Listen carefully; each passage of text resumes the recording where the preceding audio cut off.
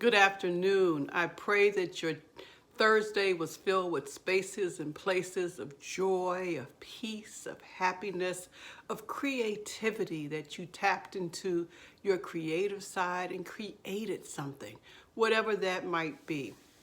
Today, this is just going to be a short video, and it's something that I thought about as I was walking along the trail, and I was thinking about how the seasons are like relationships. And you may say, why should I listen to relationship anything from someone who is single? Well, let me tell you, um, this is not my first time on the rodeo.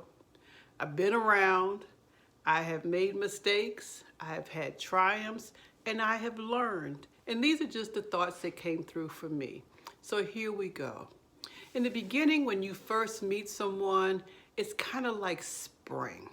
Spring where things are fresh and new and things are beginning to bloom and you're just getting to know each other and everything looks really refreshing. Spring comes right after winter, after you're going through possibly a dry season. And so when you begin to see this newness, when you begin to see new life, it's exciting. I love seeing flowers bloom in the spring. I like to see the buds coming on the trees because it's an indication that that something's happening, something good is bursting forth. And that's how it is sometimes when you first begin a relationship. And then as you move into summer, summer is where things begin to heat up, and I'm saying heat up in a sense of you begin to know more about each other. It begins to get a little warm, a little hot. You begin to unpeel, hopefully, some layers, and you begin to see things that may have not necessarily seen before. That doesn't mean it is bad, but you're beginning to learn a little bit more about this person who you've embarked in a relationship with. Because in the summer, you don't stay all bundled up. You're not as protected. In the summer, you begin to peel back those layers. You begin to expose some things. And so that would be the summer phase of a relationship. And then you move into what I think may be one of the best seasons of all, which is autumn. In autumn, things have been peeled back. You've gotten to know each other. You've kind of gone through some of the dog days of summer, because sometimes as things are getting hot and things are being revealed, sometimes it's not as comfortable. Sometimes it's like, how am I going to deal with this? How am I going to get some relief from this? Am I going to hang in there with this? But in autumn, it begins to cool down a little bit. You begin to get some relief from the heat. And you've made a decision, you know what, I'm going to stick through this thing. I'm going to enjoy not just the newness of it, but our relationship is deepening because we have become more transparent with each other. We have become more honest with each other. We're allowing ourselves to see our true colors. In autumn, at least on the East Coast, is nothing but about true colors. In autumn, you get to see the oranges and the reds and the yellows, and they're so bright, vibrant.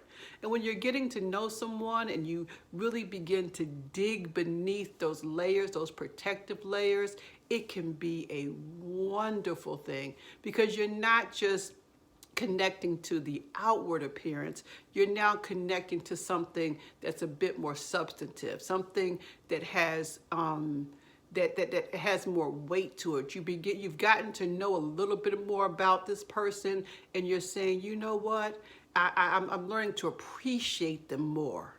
I'm learning to appreciate them more because they've been transparent.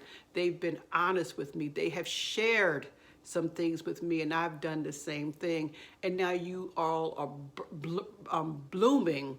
You all are bursting with the vibrancy that comes when people are simply honest with each other, when people choose to let down their guard, both people, and share with each other. And that's a great thing.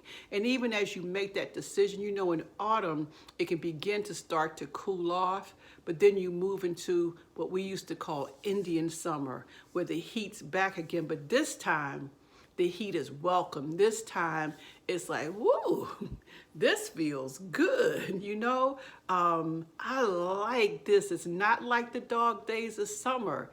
It's kind of like, we are grooving. There's some energy here, and I like that thing. And then as the season moves into winter, in relationships, it doesn't have to mean the death of a relationship, but rather think about the winter is a time of hibernation, a time of preparation, a time of comfort, a time of bunkering down, a time of just getting settled in. And that's what nature does. Nature sheds its leaves, but they know that fresh new leaves will be coming in a couple of months. Nature begins to prepare itself for the onslaught of cold and other weathers that may be coming. And in relationships, sometimes we have to prepare ourselves for some things that could be coming, prepare ourselves to become empty nesters, prepare ourselves for if one of the partners loses their job, prepare ourselves if we have health issues, prepare ourselves for some of the things the challenges that life can bring. We just don't cut and run, but we prepare ourselves. We get grounded.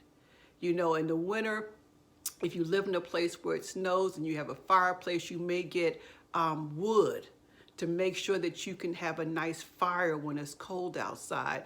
And that's like with relationships. When you know that you're going through something, the two of you may make the decision to pray together. You may make the decision to increase your date nights. You may make the decision to be very intentional about spending time comforting each other and talking to each other and reminding each other why you all are connected in the first place. So this video is a little bit longer than what I thought it was going to be, but I just wanted to share with you what I thought about as I was walking about how relationships and seasons kind of coincide, some lessons we can learn from them. Have a wonderful weekend. If you're living in a part of the country where the weather's nice, get out and enjoy the weather. Get out and feel the sunshine. Get out and take a deep breath and appreciate what Mother Nature is doing, particularly if you live in a place where the seasons change. And with that, I will invite you to do that on purpose, because I can guarantee you, when you go outside, when you take a deep breath, when you appreciate what's happening with nature, it can't help to make you feel better. Love you, and I'll talk with you soon. Bye-bye.